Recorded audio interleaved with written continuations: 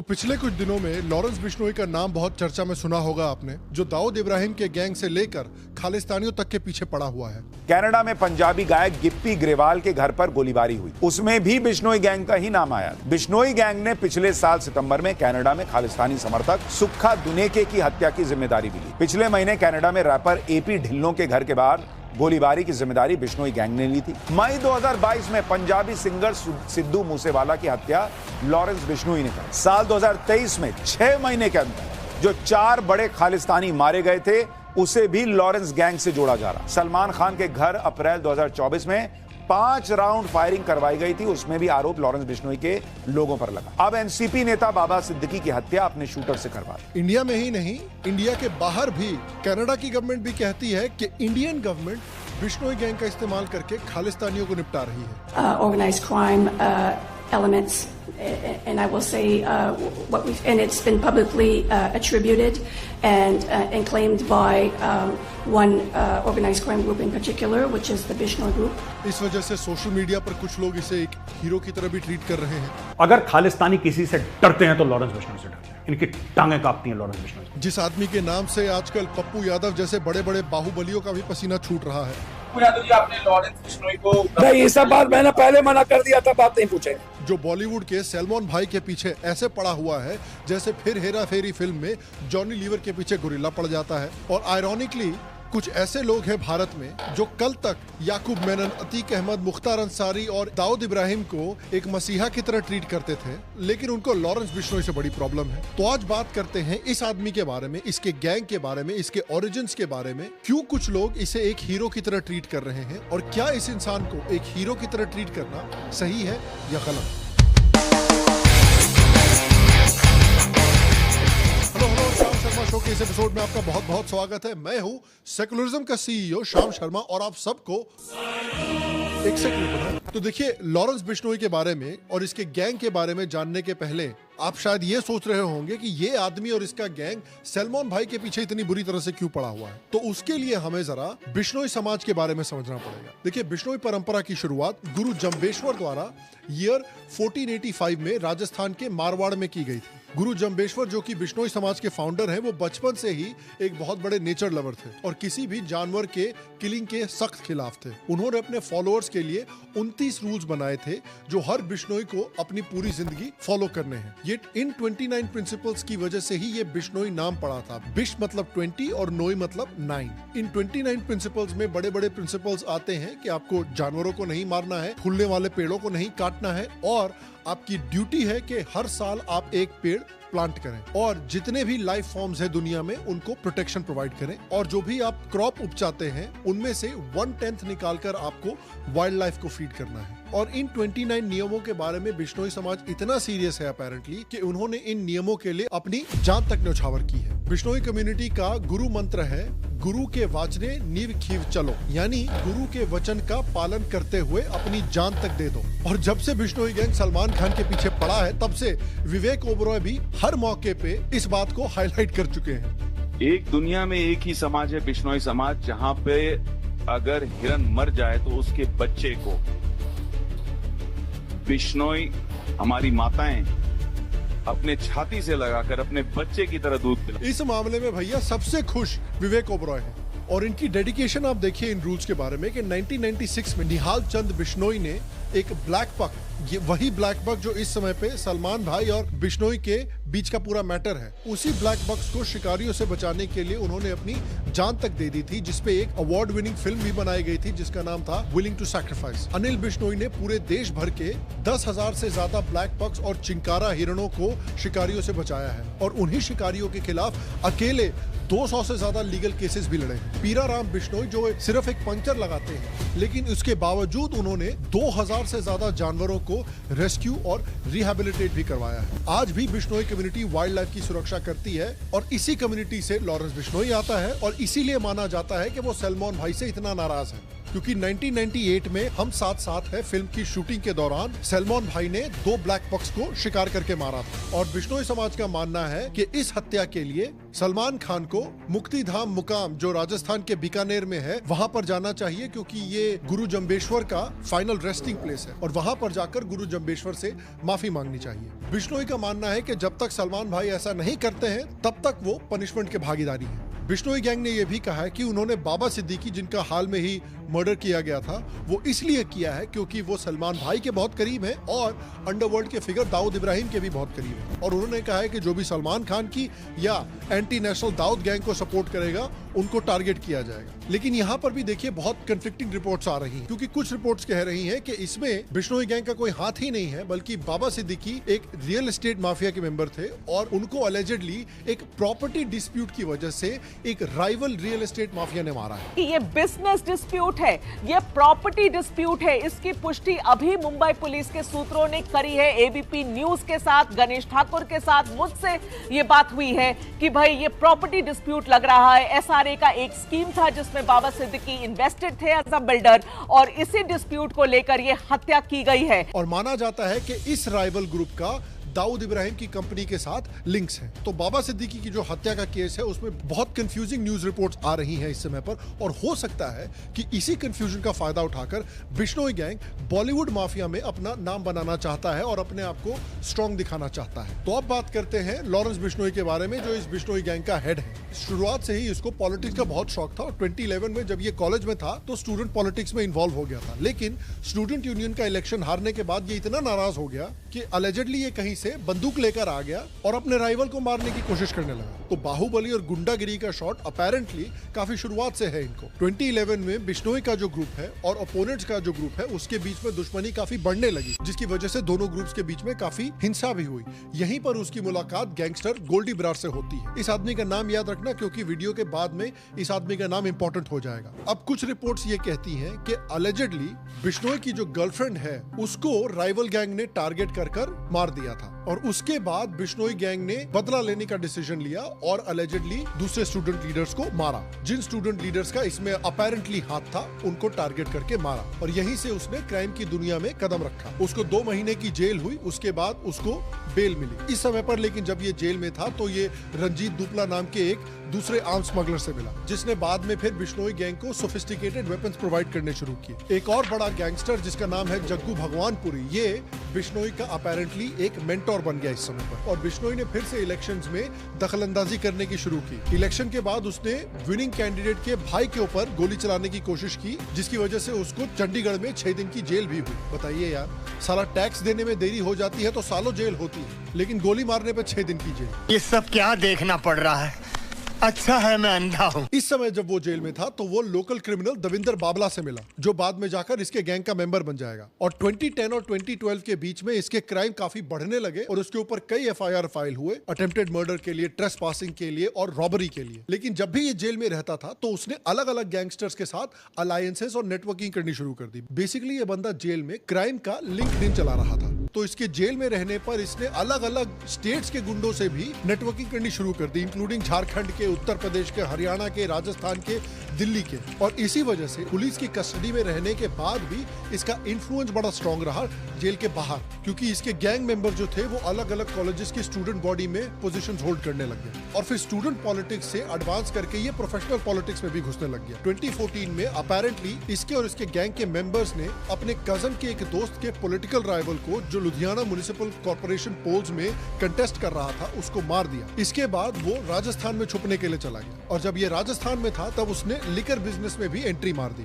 NIA ने claim किया है कि बिश्नोई गैंग के पास 700 से ज्यादा गनमैन हैं, जो इंडिया के 7 स्टेट्स में ऑपरेट करते हैं, इंक्लूडिंग पंजाब, हरियाणा, राजस्थान, चंडीगढ़, दिल्ली, महाराष्ट्र और हिमाचल प्रदेश। इन्वेस्टिगेटिव एजेंसीज का मानना है कि 1000 से ज्यादा लोग इसके गैंग से जुड़े हुए हैं, जिसमें शार्प शूटर्स, गुंडे और सप्लायर्स आते हैं। और सिर्फ इंडिया में ही नहीं, माना जाता जाता है कि इसके गैंग के मेंबर्स और शूटर्स कनाडा में भी है, तभी तो शायद खालिस्तानियों की इतनी फटी पड़ी है वहाँ पर। इन्वेस्टिगेटिव एजेंसीज का माना जाता है कि इसका जो इंटरनेशनल बिजनेस है, खासकर कनाडा का जो बिजनेस है, वो गोल्डी ब्रार जैसे लोग कनाडा से ऑपरेट करते हैं। और एक बात याद रखिएगा कि इंडिया ने कैनेडियन गवर्नमेंट को ये कंसर्न रेज किया था कि बिश्नोई गैंग जो है उसके ऑपरेशंस कनाडा में फैलते जा रहे हैं। ये इंडिया ने कनाडा को 2022 में कम्युनिकेट किया था। इनफैक्ट इंडिया ने तो बिश्नोई गैंग के 26 लोगों को इंडिया एक्स्ट्राडाइट करने के लिए भी कनाडा को रिक्वेस्ट किया था, लेकिन कनाडा ने ऐसा नहीं किया। और ये इंफॉर्मेशन याद रखिएगा, क्योंकि ये इंफॉर्मेशन जो है ये भी थोड़ी देर बाद बहुत इंपॉर्टेंट होने वाली है। इन्वेस्टिगेटिव एजेंसीज का मानना है कि कनाडा में गढ़ बनाने के बाद लॉरेंस बिश्नोई का गैंग जो है वो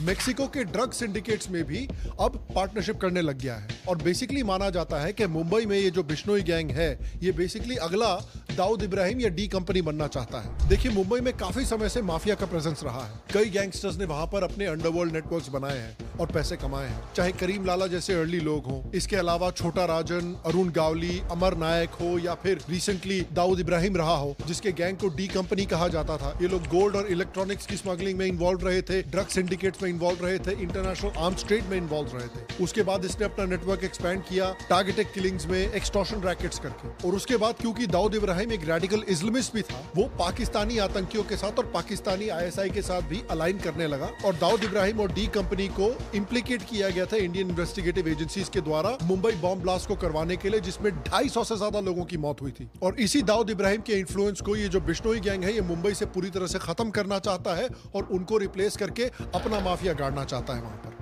तो सोशल मीडिया पर इस आदमी को और इसके गैंग को क्यों सपोर्ट मिल रहा है, ये समझने के लिए हमको देखना पड़ेगा कि ये गैंग अपने आप को किस तरह से प्रेजेंट करता है। कहता है कि भाई हम जो हैं बाकी गैंग से डिफरेंट है। कैसे भाई? देखिए, ये गैंग कहता है कि भाई जो बाकी गैंगस्टर्स हैं वो काफी एंटी इंडिया है, काफी एंटी इंडिया एक्टिविटीज में भी इन्वॉल्व है, और हम जो हैं लॉरेंस बिश्नोई का गैंग हम प्रो इंडिया हैं। खासकर खालिस्तान के मुद्दे पर तो हम पूरी तरह से एंटी खालिस्तानी हैं। क्या आप पाकिस्तान के खिलाफ हैं? आप खालिस्तान के खिलाफ हैं? क्या खालिस्तान के खिलाफ आप पहले से थे? पहले से ही थे। ऐसा क्या हुआ आपके साथ कि आपको लगा कि ये ठीक नहीं है? आपका जब खालिस्तान होगा तब आप पैदा भी नहीं होंगे, आप तो 92 बॉर्न। हम जो सोच है कि देश के टुकड़े नहीं होना देना चाहते। छोटे तो थे पर अपने देश की तो नॉलेज पढ़े लिखे हैं, सर अपने देश की नॉलेज है सर, क्या चीज सही है क्या चीज गलत है। क्योंकि लॉरेंस बिश्नोई जो है वो पंजाब से बिलोंग करता है और वो ओपनली कहता है कि उनके रहते हुए पंजाब का 1 इंच भी खालिस्तानी नहीं ले सकते, और इसी वजह से इन्होंने स्पेसिफिकली खालिस्तानियों को भी टारगेट किया है। फॉर एग्जाम्पल खालिस्तानी आतंकी सुखदूल सिंह, और मैंने आपको कहा था कि गोल्डी ब्रार का नाम याद रखना। इस सुखदूल सिंह को मारने में गोल्डी ब्रार ने रिस्पॉन्सिबिलिटी क्लेम की थी, जो कि बिश्नोई गैंग का मेंबर है। सुखदूल सिंह कई सालों से इंडिया के वांटेड लिस्ट पर भी था। उसके बाद आपको सिद्धू मूसेवाला का केस याद होगा, जो कि एक पंजाबी सिंगर है जिसको पंजाब में अपेरेंटली गोल्डी ब्रार के लोगों ने मारा था। अब कहा जाता है कि मूसेवाला को इसलिए टारगेट किया गया था क्योंकि वो खालिस्तानी सिंपैथाइजर था। उसने भिंद्रनवाले को भी काफी सपोर्ट किया है, अपने गानों में भी भिंद्रनवाले को फीचर किया है। उसके गानों में खालिस्तानी सपोर्टर्स की स्पीचेस भी फीचर की गई है। तो लगता है कि वो ओपनली खालिस्तान को सपोर्ट करता था और इंडियन गवर्नमेंट को अपने गानों में वो धमकी भी दे चुका है। उसके अलावा फिर हरप्रीत सिंह नाम के एक और खालिस्तानी आतंकी को, जो पंजाब में RSS लीडर्स के मर्डर में एलिजिडली इन्वॉल्व था, इस बंदे को लाहौर में सो कॉल्ड अननोन गनमैन ने मारा था। फिर उसके बाद कनाडा में एक खालिस्तानी आतंकी है हरदीप सिंह निज्जर, जहां पर कनाडा की इन्वेस्टिगेटिव एजेंसीज कह रही हैं कि इंडियन गवर्नमेंट ने बिश्नोई गैंग का इस्तेमाल करके इस खालिस्तानी को टपकाया है। और याद रखिए कि मैंने वीडियो में पहले क्या कहा था कि इंडियन गवर्नमेंट ने 2 साल पहले कनाडा की गवर्नमेंट को बोला था कि देखिए बिश्नोई गैंग जो है वो आपके यहाँ लोगों को मार रहा है, आपके यहाँ बहुत क्राइम कर रहा है, इनको हमारे यहाँ एक्स्ट्राडाइट कीजिए ताकि हम इनको पनिश कर सके। लेकिन कनाडा ने ऐसा नहीं किया और अब ये साले इंडियन गवर्नमेंट को ब्लेम कर रहे हैं, हरामखोर। ये तो वही बात हुई ना कि लंबी फ्लाइट पे बैठने के पहले भर भर के मूली के पराठे खाए आपने, उसके बाद जब पाद मार मार के आपने प्लेन को चेरनोबिल बना दिया है, तो जब पैसेंजर्स आपको गंदी निगाह से देख रहे हैं तो आप पैसेंजर्स को ब्लेम कर रहे हो। इसके बाद ये भी अलेज किया गया है कि कुछ कॉमेडियंस को भी बिश्नोई गैंग अपेरेंटली टारगेट कर रहा है, जैसे मुनव्वर फारूकी, क्योंकि उसने हिंदू भगवानों का और हिंदुइज्म का मजाक उड़ाया था। और इस गैंग का PR कैंपेन काफी चालू है। लॉरेंस बिश्नोई सोशल मीडिया पर दिखा चुका है कि वो भगत सिंह का कितना बड़ा फैन है। वो राम प्रसाद बिस्मिल की भी कविताएं सुनाता है। सरफरोशी की तमन्ना अब हमारे दिल में है, देखना है जोर कितना बाजुए कातिल में है। उसके हाथ पर हनुमान जी का टैटू बना हुआ है। और कई लोग हैं जो इन सारे रीजंस की वजह से सोशल मीडिया पर इसको सपोर्ट भी दिखा रहे हैं। कुछ प्रोमिनेंट लोगों ने भी इसको सपोर्ट दिखाया है। और यहाँ पर मैं आपको एक थोड़े से अलग डायरेक्शन में ले जाना चाहता हूँ, क्योंकि कुछ लोग हैं जो इन लोगों को गालियां दे रहे हैं और कह रहे हैं कि आपको शर्म आनी चाहिए कि आप लॉरेंस बिश्नोई जैसे लोगों को हीरो की तरह ट्रीट कर रहे हो। क्या हो गया है हिंदुओं को, हिंदू कितने खराब हैं। आप देख सकते हैं इतने सारे ट्वीट्स जहां पर ये उन लोगों को गालियां दे रहे हैं कि संघी जो हैं वो मर्डरर्स को आइडलाइज कर रहे हैं। अब देखो यार, हिपोक्रेसी की भी सीमा होती है। इन लोगों को तो खासकर इस मामले में अपना मुंह बंद ही रखना चाहिए, क्योंकि ये लोग कल तक ही हिजबुल्लाह के नसरुल्लाह को अपना पापा मानते थे। आपने एक हिजबुल्लाह चीफ को मारा है, हर घर से हिजबुल्लाह निकलेगा, अब हर घर से लेबनानिया निकलेगा, हर घर से हिजबुल्लाह निकलेगा। हिजबुल्लाह जिंदाबाद। इजराइल ने जो हमास के लीडर सिनवारी को मारा है, उस पर तो इस तरह से ये विधवा विलाप कर रहे हैं जैसे इनके खुद के पिताजी निकल गए हों। ये लोग औरंगजेब को और टीपू सुल्तान को अपना आइडल मानते हैं। ये लोग मुख्तार अंसारी जैसे गैंगस्टर्स को किसी तरह का मसीहा मानते थे। वही मुख्तार अंसारी जिसके ऊपर 60 क्रिमिनल केसेस हैं, इंक्लूडिंग 14 मर्डर के केस, जो 2005 के मऊ दंगे के पीछे मेन आरोपी था। अतीक अहमद जैसे लोगों को ये लोग मसीहा मानते हैं, जिसके ऊपर कितने किडनैपिंग और मर्डर के केसेस थे। देख लीजिए कितने लोग इन लोगों को सपोर्ट दे रहे हैं। ये लोग तो यार याकूब मेनन जैसे आतंकी को भी सपोर्ट दे चुके हैं। याकूब मेनन वही आदमी है जो बॉम्बे ब्लास्ट का मास्टरमाइंड था। उसकी फांसी रुकवाने के लिए सलमान खान, नसीरुद्दीन शाह, महेश भट्ट, शत्रुघ्न सिन्हा, राम जेठमलानी जैसे 40 प्रोमिनेंट लोगों ने मर्सी प्ली मांगी थी। इसी लिस्ट में 8 रिटायर्ड जजेस भी थे जो फांसी रुकवाना चाहते थे। ये लोग बुरहान वानी को हेडमास्टर का लड़का बोलते थे। टुकड़े टुकड़े गैंग के मेंबर्स तो ओसामा बिन लादेन को सपोर्ट दे रहे हैं। मैंने यूट्यूब पे देखा कि सिर्फ प्लेन क्रैश होने से उतनी बड़ी बिल्डिंग गिर नहीं सकती। वो बिल्डिंग गिरी नहीं, गिराई गई है। ये लोग हैं जो जाकिर नाइक को एक बड़ा इस्लामिक स्कॉलर मानते थे। देख लीजिए किस तरह से कांग्रेस के लीडर्स जाकिर नाइक के साथ स्टेज शेयर कर रहे हैं। यासीन मलिक जो एक कश्मीरी सेपरेटिस्ट था, जिसके ऊपर इंडियन एयरफोर्स के ऑफिसर्स को मारने का आरोप है, उसको यूथ लीडर की तरह ट्रीट किया जा रहा था। इवेंट्स में बुलाया जा रहा था जहां पर प्रीति जिंटा और आनंद महिंद्रा भी बैठे हुए थे उसके साथ। ऐसे लोगों को आप लोग आइडलाइज करते हो, ऐसे लोगों को आप लोग सपोर्ट करते हो, तो आप लोगों को जरा इस मामले में अपना मुंह बंद ही रखना चाहिए। अगर आपकी फेवरेट मूवी आर्चीज है तो प्लीज लोगों को उनके मूवी टेस्ट पर ज्ञान मत ही पेलो। लेकिन देखिए, मेरा मानना है कि इस तरह के लोगों को आइडलाइज नहीं करना चाहिए, इस तरह के लोगों को हीरो नहीं मानना चाहिए। क्योंकि आपको बता दें कि कुछ रिपोर्ट्स के मुताबिक बिश्नोई गैंग के पाकिस्तान के गैंगस्टर्स के साथ भी कुछ लिंक्स मिले हैं। वो पाकिस्तान बेस्ड गैंगस्टर शहजाद भट्टी के साथ वीडियो कॉल पर भी देखा गया है। उसके अलेजिडली कुछ प्रो खालिस्तानियों के साथ भी लिंक्स देखे गए हैं। उसके gang members allegedly Babbar Khalsa international से भी लिंक किए गए हैं इन्वेस्टिगेटिव एजेंसीज के द्वारा। लास्ट ईयर इसी बारे में एनआईए ने एक चार्जशीट भी फाइल की थी। पाकिस्तान में बेस्ड बब्बर खालसा इंटरनेशनल आतंकी हरविंदर सिंह के साथ भी इनके अलेजिडली लिंक्स पाए गए हैं। इस गैंग के कुछ मेंबर्स जो हैं, उनके ऊपर अलेजिडली आरोप है उन लोगों को सपोर्ट देने का जिन्होंने पंजाब पुलिस के स्टेट इंटेलिजेंस हेडक्वार्टर्स पर आरपीजी अटैक किया था। अब माना जाता है कि इसका जो गैंग है ये इन प्रो खालिस्तानी एलिमेंट्स का इस्तेमाल करता है दूसरे प्रो खालिस्तानी एलिमेंट्स को टारगेट करके एलिमिनेट करने के। क्योंकि याद रखिए कि ये जो खालिस्तानी हैं, ये जब बाहर जाते हैं तो खालिस्तान का इस्तेमाल करते हैं अपने आप को एक ह्यूमन राइट्स एक्टिविस्ट की तरह दिखाने के लिए और बाहर की गवर्नमेंट से प्रोटेक्शन पाने के लिए। क्योंकि इनका असली काम जो बाहर है वो है ड्रग स्मगलिंग। पिछले वीडियो में हमने आपको दिखाया था कि किस तरह से कई खालिस्तानी जो है वो इस ड्रग स्मगलिंग में पूरी तरह से इन्वॉल्व है। उस वीडियो को आप यहाँ पर या यहाँ पर क्लिक करके देख सकते हैं और एक्स्ट्रा इन्फॉर्मेशन पा सकते हैं इस बारे में। बट मैं अपनी ऑडियंस को कहना चाहता हूँ कि देखिए, गैंगस्टर्स को इस तरह से लायनाइज करने की कोई जरूरत नहीं है। इन्होंने शुरू से अपने पॉलिटिकल राइवल्स को मरवाया है, उनको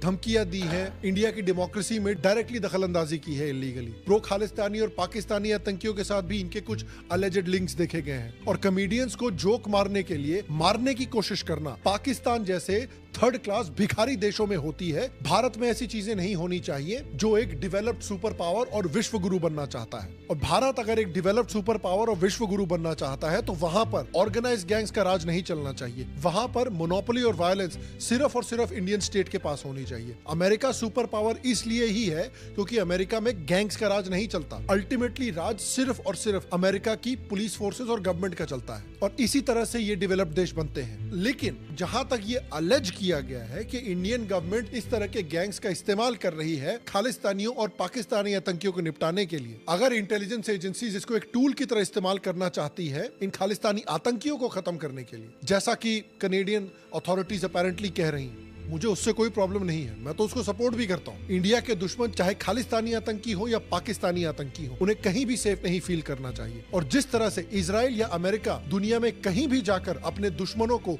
हूरों के पास पहुंचाता है, वैसे ही भारत को भी साम दाम दंड भेद का इस्तेमाल करके भारत के दुश्मनों को खत्म करना चाहिए और उनके दिल में भी आतंक पैदा करना चाहिए। अगर भारत के ग्रेटेस्ट पॉलिटिकल स्ट्रेटेजिस्ट चाणक्य आज जिंदा होते तो डेफिनेटली स्ट्रेटेजी को सपोर्ट करते। लेकिन इसी बात को मैं आपसे पूछना चाहता हूँ कि आपको क्या लगता है कि क्या इस तरह के इंसान को और इस तरह के गैंग्स को, क्रिमिनल्स को हमें हीरो की तरह ट्रीट करना चाहिए, रॉबिन हुड की तरह ट्रीट करना चाहिए? अगर इंडिया एक डेवलप देश बनना चाहता है तो क्या इस तरह के गैंग्स का रूल इंडिया में चल सकता है? और सिक्योरिटी एजेंसीज अगर इसका इस्तेमाल करना चाहती हैं खालिस्तानियों या पाकिस्तानी आतंकियों को टारगेट करने के लिए, तो क्या आप उसको सपोर्ट करते हैं? नीचे कमेंट सेक्शन में मुझे अपने थॉट जरूर बताएं।